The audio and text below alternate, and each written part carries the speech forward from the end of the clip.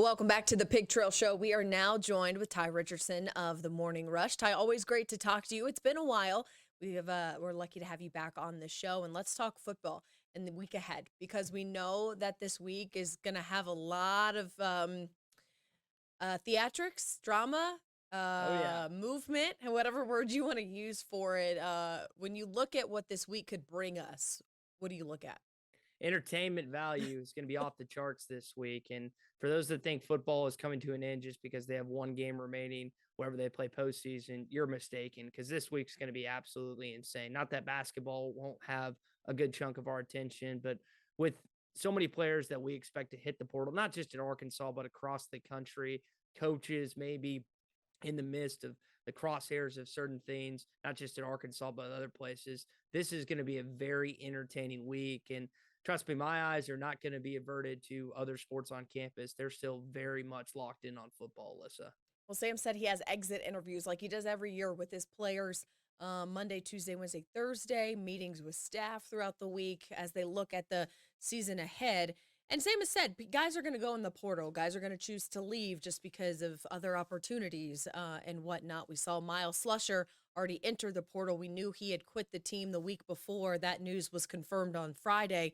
And so he's just the first of what you say could be a lot, could be a handful for every team across the country.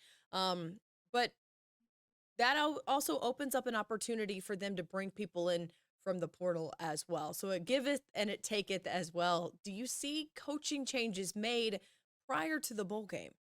Well, we've seen one being made reported by Tom Murphy of the Arkansas Democrat Gazette. Jamil Walker, the strength and conditioning coach, has been let go, according to Tom's sources.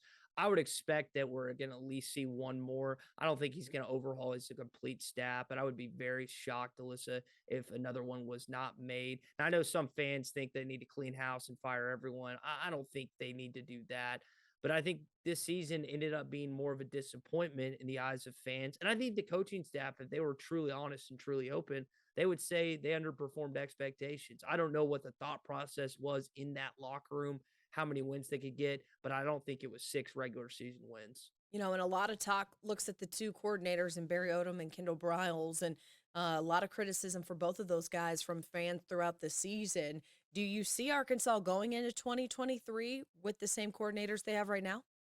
I think that the defense took a step back this year mainly because of the secondary and the losses they had. But I think also you look at Grant Morgan, you look at Hayden Henry, two guys that were big leaders for that team that weren't there this year. And there are other areas that you can point to and say this didn't live up to expectation. This didn't. I know offensively there were times where there was just scratching your head moments in the red zone or on Mhm. drives where Arkansas was just killing the other team, gashing them, and then they switched it up. It just didn't make a lot of sense. So I think, as you said, with the player exit interviews, Sam's going to have these exit interviews with coaches, not just I'm talking about, hey, I'm going to tell you what happened, then you're going to get let go. I'm just talking about, hey, we did this well, but Mhm. we didn't execute on this, didn't execute on that. That's just evaluation with every coaching staff. And I think Sam's definitely going to look back at certain games and say, we could have done a lot better here defensively, definitely could have executed and scored more points on offense. I think just if you look at the landscape of college football, right, Ty, that having a coordinator, two coordinators, and a head coach together for 4 years is pretty rare, right? Yeah, it absolutely is. And Sam Pittman talked about it. They were one of, I think, 8 staffs in college football with an offensive and defensive coordinator and head coach that have been there for 3 straight years. Hmm. So if they keep it, I don't expect Pete Golding and Bill O'Brien to either both be back or both of them be back. One of them will be gone at Alabama next year. And that was one of the staffs that had kept those guys on. So if Sam was able to retain them or he decided, you know what, one more year, we're going to see how this goes, I would expect that number to shrink from like 8 to my guess is less than 5. Now, I could be Yeah. wrong, but that's just a educated guess on my part. So it's very seldom in the world of sports that we know as today. And I think you're right on that. There's something, Alyssa. Yeah, we'll see. All right, but what we have next is the bowl coming up later this month or at the beginning of January, depending on where Arkansas goes. And right now, if you look at some of the projections, 24/7 Sports is Arkansas going to the Texas Bowl to play OU, which is kind of intriguing, and then Mm-hmm. ESPN and and what was the ESPN and CBS Sports. There we go. ESPN, CBS Sports both have them going to the Liberty Bowl against Baylor, which is also a little bit of an enticing matchup too. If you had your choices though, where would you like to see Arkansas? I think against Oklahoma, even with my dad as a Baylor grad, I'm thinking about the collective fan base and Yeah. what you'd want.